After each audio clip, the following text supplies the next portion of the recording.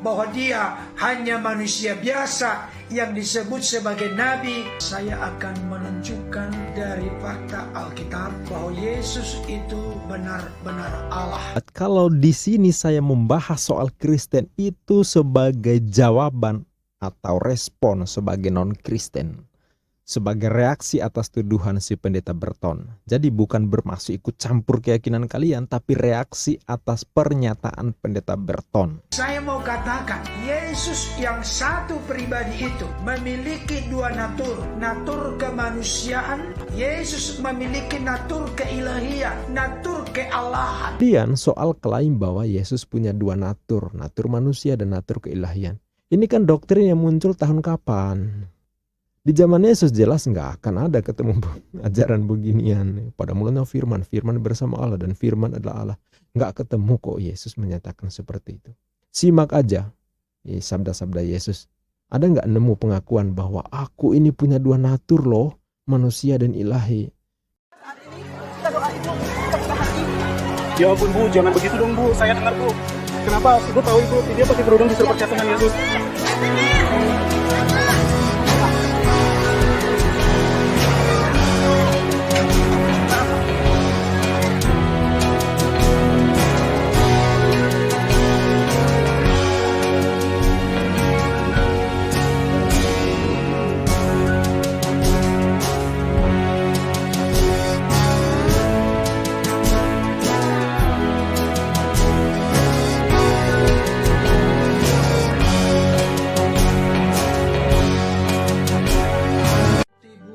Yesus adalah Allah. Pada kesempatan ini dan beberapa kesempatan berikut, saya akan menunjukkan dari fakta Alkitab bahwa Yesus itu benar-benar Allah.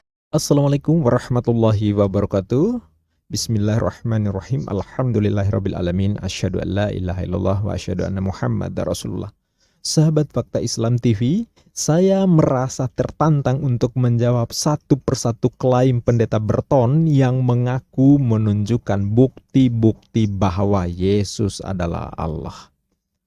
Bahkan dia menyatakan orang-orang di luar Kristen yang permanen gagal paham, ya terkunci mata hati, mata rohaninya, kata pendeta Berton ya, sehingga tidak mengimani Yesus sebagai Allah. Hal ini menjadi sangat penting untuk membuka hati pikiran dari saudara-saudara kami di luar Kristen yang masih tetap saja permanen gagal paham dan terkunci mata hati, mata rohaninya, sehingga tidak mengenal Yesus secara holistik.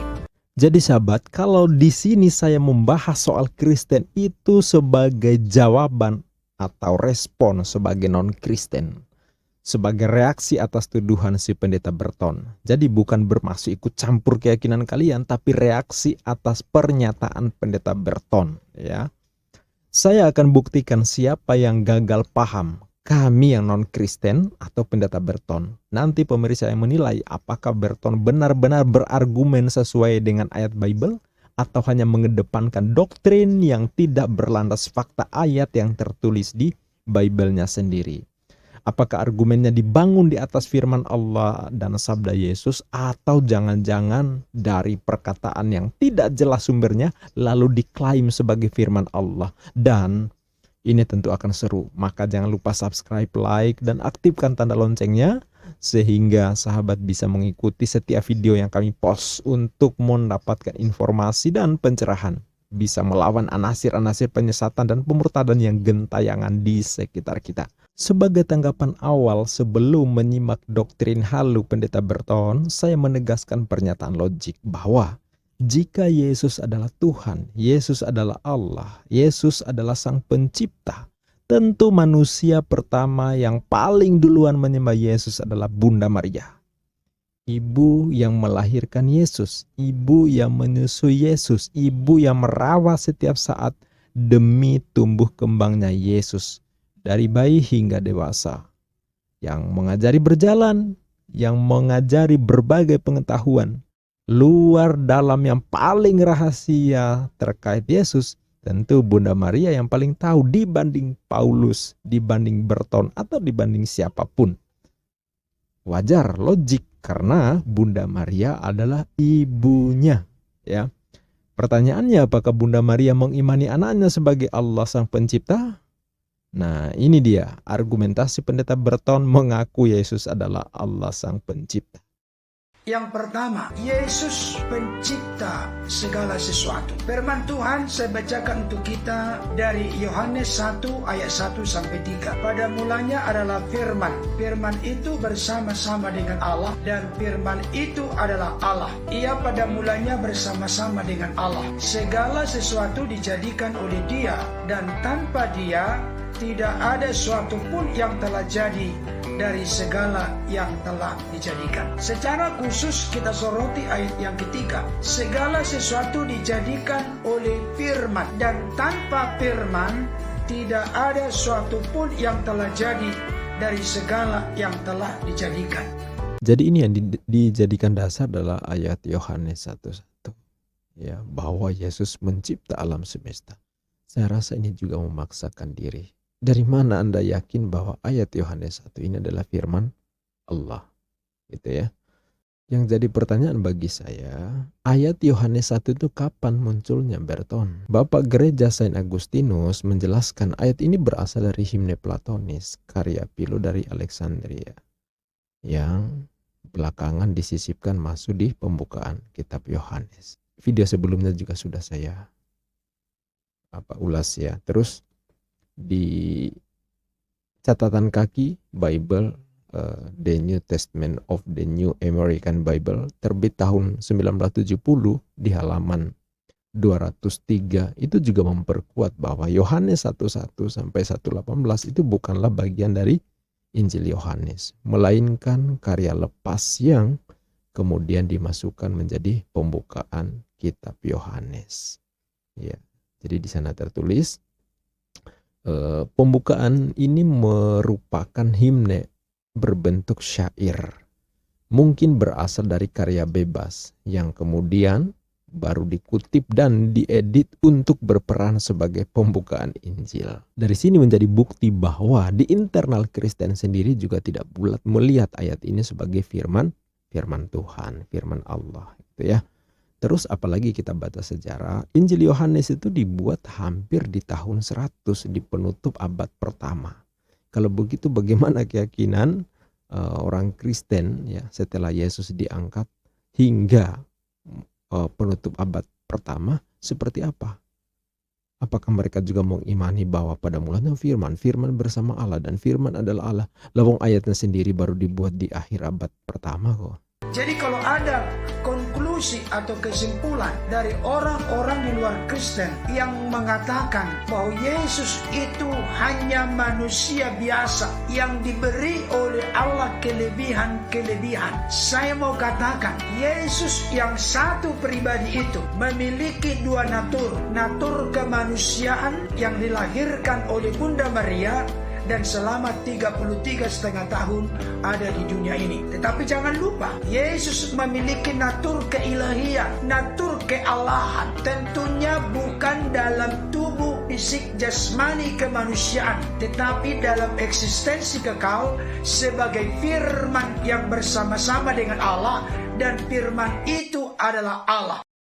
Nah sahabat, saya ajak bersama-sama memahami analogi ini sebagai pembanding dari apa yang dibacakan oleh Pendeta Berton tadi. Pada mulanya firman bersama-sama dengan Allah, dan firman adalah Allah.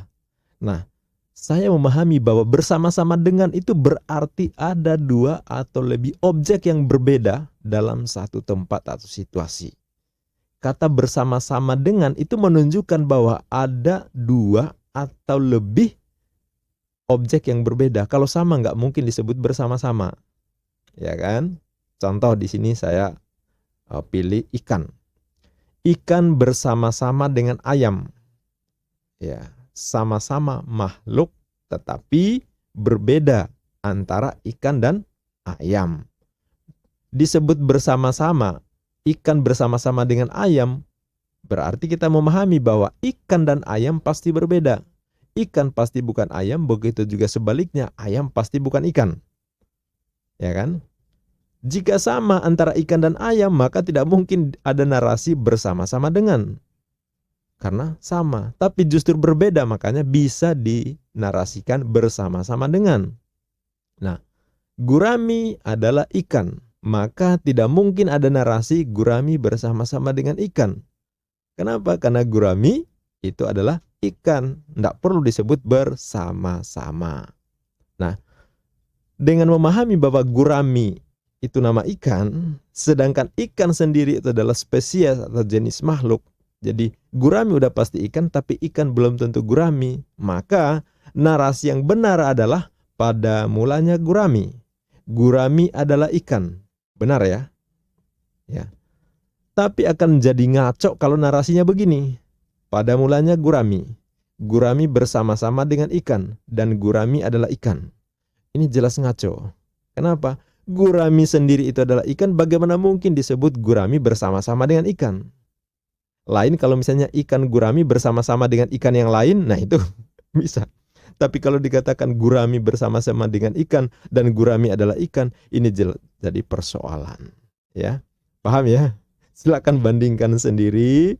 Analogi ini mudah-mudahan makin menguatkan pemahaman. Segala sesuatu yang ada di tengah-tengah dunia ini, termasuk segala yang tidak kelihatan maupun yang kelihatan, itu dicipta oleh Allah Bapa di dalam melalui oleh firman. Jadi adalah sebuah konklusi kesimpulan yang salah kalau sampai ada orang-orang di dunia ini hanya mengerti, mengenal, memahami Yesus dalam tubuh fisik jasmani, natur, sifat keadaannya sebagai manusia.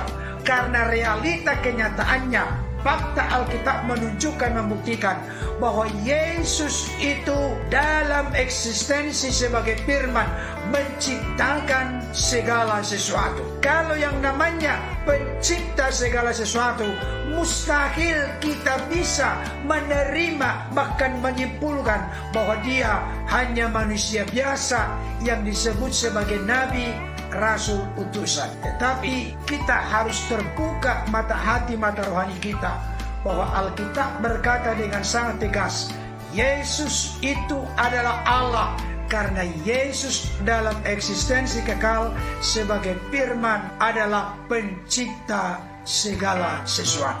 Nah, jadi berdasar ayat Yohanes 1:1 ini akhirnya dibuat rumusan doktrin seperti yang disampaikan Pendeta Berton ini. Walaupun dipaksakan untuk diimani bahwa Yohanes 1:1 beneran firman Allah, jelas doktrin ini nggak mungkin muncul di zaman Yesus. Di tahun 1 hingga jelang tahun 100, karena tulisan Yohanes diperkirakan baru ada jelang tahun 100. Ya. Dan ayat seperti ini nggak akan ketemu juga di Lukas, Markus, Matius. Hanya di Yohanes, sementara munculnya belakangan. Ini kan juga aneh ya. Kemudian soal klaim bahwa Yesus punya dua natur manusia dan natur keilahian. Ini kan doktrin yang muncul tahun kapan? Konsili pertama sendiri kalau nggak salah tahun 325. Kalau nggak salah hingga tahun 1500 masih konsili untuk merumuskan pokok-pokok doktrin kekristenan. Artinya di abad-abad pertama kepercayaan Kristen seperti apa? Gitu loh ya. Di zaman Yesus jelas nggak akan ada ketemu ajaran beginian. Pada mulanya firman bersama Allah dan firman adalah Allah. Nggak ketemu kok Yesus menyatakan seperti itu. Simak aja sabda-sabda Yesus. Ada nggak nemu pengakuan bahwa aku ini punya dua natur loh, manusia dan ilahi? Ya, kalau memang ada ya silakan buktikan di mana ayatnya pengakuan Yesus seperti itu. Nah, jadi siapapun pasti mikirnya sama. Yesus lahir, bayi, kanak-kanak, anak-anak, dewasa. Itu proses ya. Yesus belajar jalan, minum susu, dikelonin, ngompol, belajar berjalan, belajar matematika, bersekolah sebagaimana yang lain. Proses yang ya seperti itulah manusia. Bukan karena memang Yesus punya dua natur. Nah, ini unsur kemanusiaannya. Ya kan memang manusia, gitu ya. Nggak pernah Yesus mengajarkan dirinya ada natur ilahi. Di mana ayatnya kalau seperti itu ya? Dia menjalankan tugasnya sebagai utusan Allah. Dia menjalani hidup sebagai manusia karena memang 100% manusia, 0% ilahi. Kecuali ada ayatnya ya. Ada nggak bahwa Yesus 100% manusia, 100% ilahi ini ada di di pengakuan Yesus? Nggak ada, ya. Di mana ayatnya Yesus memperkenalkan dirinya bahwa dirinya Allah?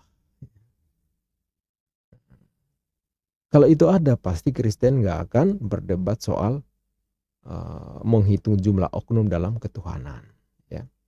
Ingat, lebih 2000 tahun sampai hari ini Oten tak pernah sepakat gimana menjelaskan konsep teologinya. Beda denom, beda pula penempatan Yesus, ya.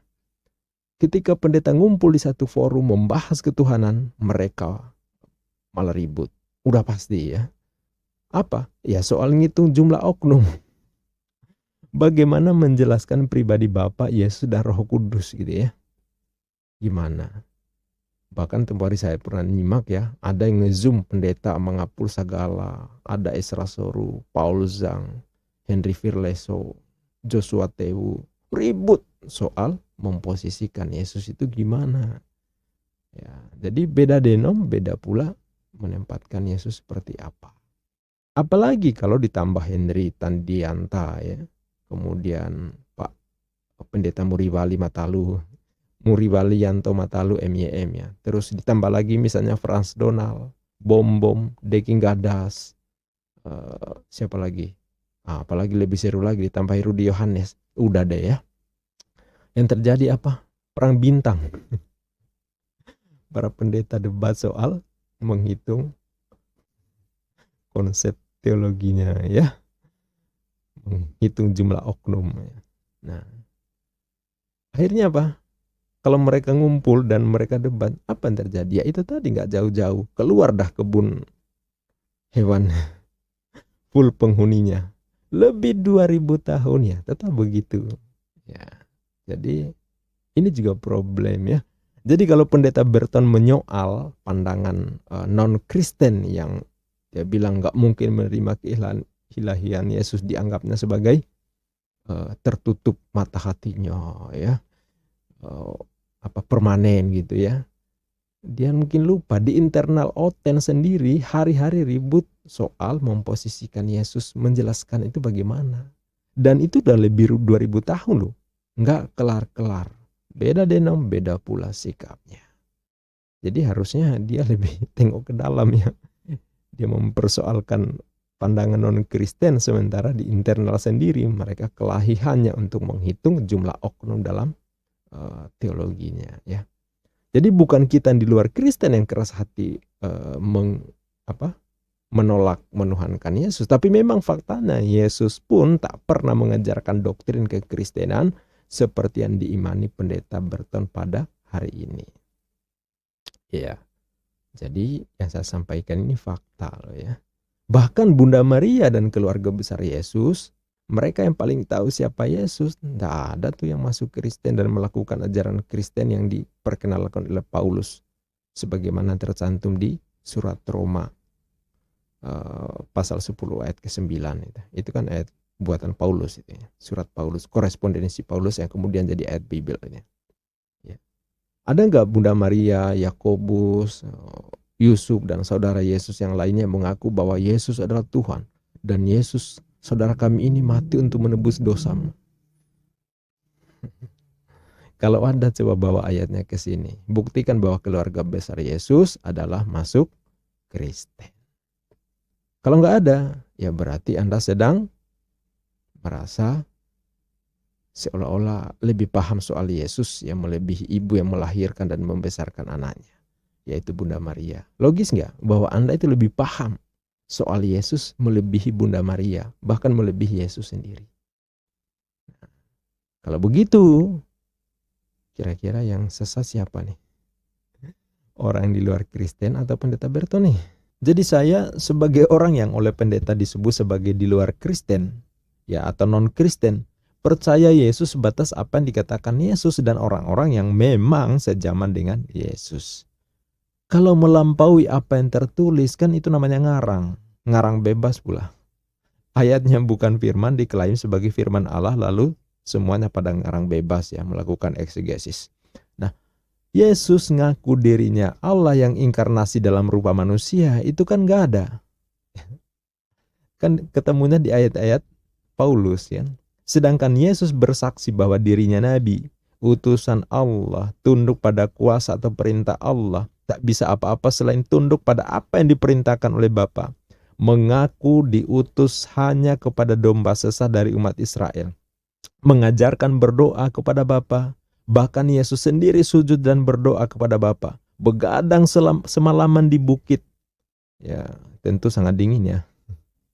Semalaman loh di bukit Yesus begadang demi berdoa kepada Tuhan yang mengutusnya, ya.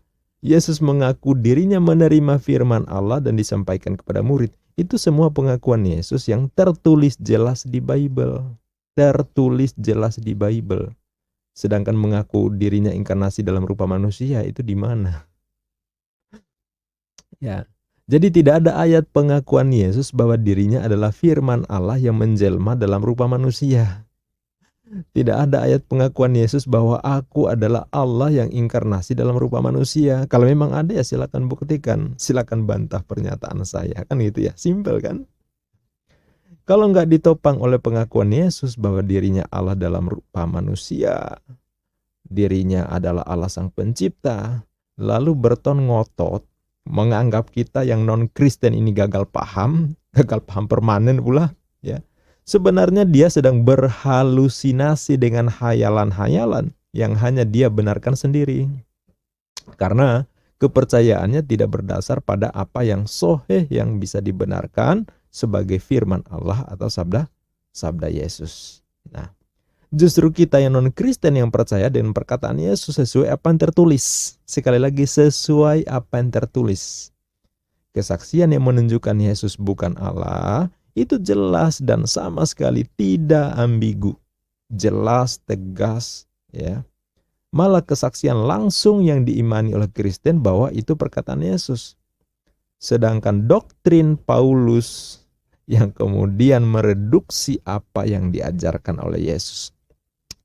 Nah, kalau Berton percaya Yohanes 5:30, Yohanes 17 ayat 3, 17 ayat 8, 12:49, kemudian di Markus 12:29, kemudian Matius 4 ayat 10 dan Lukas 4 ayat 8, sesuai konteks dan apa yang tertulis di situ, selesai persoalan. Selesai persoalan, tidak mungkin menarasikan seperti yang tadi ya. Tapi persoalannya adalah ketika ajaran Yesus di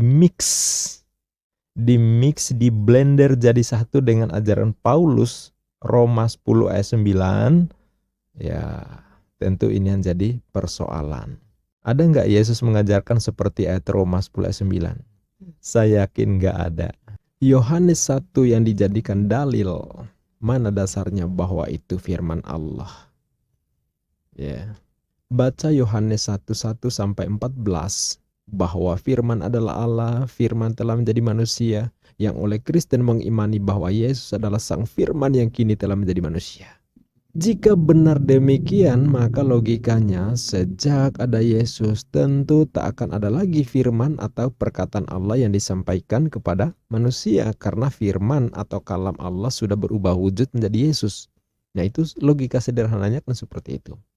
Nah, makanya dulu saya pernah debat dengan Oten waktu masih di Facebook ya. Belum di YouTube, belum, masih di Facebook. Dia menjelaskan bahwa sebelum Yesus, Allah berfirman lewat nabi dan disampaikan kepada umat manusia. Tapi manusia selalu mengingkari. Makanya Allah menjadikan firman-Nya dalam wujud manusia. Hadir menjadi sama dengan kita, jadi manusia, sehingga kita bisa mempercayainya. Karena hadir di tengah-tengah kita, kan begitu ya. Hidup dengan kedagingan, makanya katanya perlu makan dan minum. Sehingga bisa dilihat, bisa berhadapan, bisa bercakap-cakap langsung. Jadi tidak lagi melalui nabi, karena firman-Nya telah menjadi wujud manusia. Begitu argumentasinya. Nah, itulah yang kemudian mereka sebut atau dia sebut firman yang hidup, firman Allah yang hidup. Yang tadinya hanya kata-kata Allah, lalu kata-kata itu eksis menjadi manusia. Yesus itu firman yang jadi manusia. Nah, itu yang dijelaskan kepada saya waktu masih di debat di Facebook. Nah, menurut saya penjelasan macam ini jelas 100% tafsir dogma doktrin. Ya. karena tidak berdasar, tidak berangkat dari ayat. Celakanya apa yang dijelaskan justru bertentangan dengan kesaksian Yesus di Bible mereka sendiri. Nah, cek faktanya. Di Yohanes 17 ayat 8, Yesus mengaku menerima firman. Menerima firman berarti menerima perkataan Allah atau kalam dari Bapa dalam iman Kristen yang disampaikan kepada Yesus. Lalu diteruskan kepada murid, kepada umat Israel. Nah, jadi bunyi ayat di Yohanes 17 ayat 8, Yesus bersabda ya, sebab segala firman yang engkau sampaikan kepadaku telah kusampaikan kepada mereka dan mereka telah menerimanya. Mereka tahu benar-benar bahwa aku datang daripadamu dan mereka percaya bahwa engkaulah yang telah mengutus aku. Sangat jelas ayatnya, sangat-sangat terang benderang. Nah, disebutkan, saya baca ulang, bahwa sebab segala firman yang engkau di sini artinya Bapa atau Allah ya, atau Tuhan Guru besar semua ya. Sebab segala firman yang engkau sampaikan kepadaku, ku di sini artinya Yesus, telah kusampaikan kepada mereka. Mereka di sini adalah murid atau umat Israel ya. Dan mereka murid telah menerimanya. Maksudnya adalah menerima firman Allah yang disampaikan Yesus tadi. Mereka tahu, mereka ini murid tahu benar-benar bahwa aku di sini adalah Yesus, datang daripadamu. Ya, mu ini artinya Bapa. Dan mereka murid percaya bahwa engkaulah Bapa telah mengutus aku ini adalah Yesus. Jadi sangat jelas di sini. Ini jadi bukti bahwa Yesus utusan Allah, Yesus firman dari Allah, firman tidak menjelma menjadi Yesus, dan bukti bahwa Yesus bukan jelmaan firman. Ini sesuai dengan pengakuan Yesus sendiri. Sangat terang benderang di Yohanes 17 ayat 8. Maka menurut saya semua argumentasi Pendeta Burton yang berdasar ayat Yohanes 1 yang sumbernya masih dipersoalkan itu, bahwa Yesus adalah Allah, Yesus adalah pencipta, semuanya rontok ketika berhadapan dengan fakta kesaksian Yesus Kristus sendiri di Yohanes 17 ayat 8, dan membuktikan Yesus menerima firman, bukan Yesus menjelma menjadi firman. Bukan menjadi firman menjelma menjadi Yesus. Ya, sekali lagi saya ulangi, ini membuktikan bahwa Yesus menerima firman, bukan Yesus adalah jelmaan firman. Maka non-Kristen seperti saya yang berpikir sesuai dengan fakta yang tertulis di Bible. Karena redaksi ayatnya sangat jelas, tidak ambigu, bahkan itu sangat-sangat tegas dan nyata. Bahkan kalimat yang langsung disabdakan oleh Yesus itu sendiri. Bukan lagi perkataan orang lain, bukan penilaian dan asumsi orang lain tentang Yesus, bukan. Tapi pernyataan langsung Yesus sendiri. Ya, sang Nabi, sang Rasulullah sangat jelas. Maka doktrin Pendeta Burton yang perlu dievaluasi. Karena secara fakta justru berlawanan dengan ayat-ayat yang jelas dan tegas bahwa Yesus menerima firman, bukan Yesus jelmaan firman yang jadi manusia. Jadi kalau mau membandingkan atau mengkomparasikan Yohanes 1:1 sampai 1:14 versus Yohanes 12:49, Yohanes 17 ayat 8. Silakan dibaca sendiri ya. Jadi kalau Yohanes 12:49, Yohanes 17:8 jelas-jelas diimani sebagai pernyataan atau perkataan atau sabda Yesus secara langsung. Sedangkan Yohanes 1:1 sampai 1:14, siapa yang bikin ayat itu? Jadi kalau secara mau uji sohih model apapun, tentu yang lebih layak dipercaya adalah Yohanes 12:49, Yohanes 17 ayat 8 ketimbang Yohanes 1:1 yang oleh Santo Agustinus menyatakan itu adalah himne Platonis dari karya Philo dari Alexandria. Jadi saya sebagai non-Kristen telah menyampaikan bantahan baik dengan logika maupun dengan fakta dalil yang juga tertulis di Bible. Selanjutnya terserah Anda. Ya, jadi menurut Anda yang menyimak video ini, mana yang kuat argumentasinya? Saya non-Kristen atau Pendeta Burton? Silahkan Anda sendiri sampaikan tanggapan di kolom komentar. Sampai jumpa di video berselanjutnya. Masih soal uji bukti apakah Yesus adalah Allah.